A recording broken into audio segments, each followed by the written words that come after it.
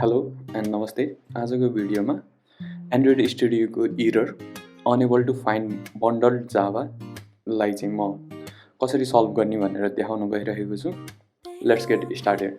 यो इरर छ कि छैन भनेर थाहा पाउनको लागि आफ्नो फेभरेट टर्मिनल खोल्नु होला र त्यसमा फ्लटर डक्टर टाइप गर्नु होला।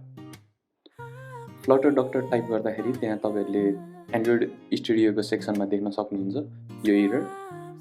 यदि यो इरर तपाईहरुमा छ भने चाहिँ र तपाईहरु म्याकमा हुनुहुन्छ भने एप्लिकेसन फोल्डरमा जानु होला।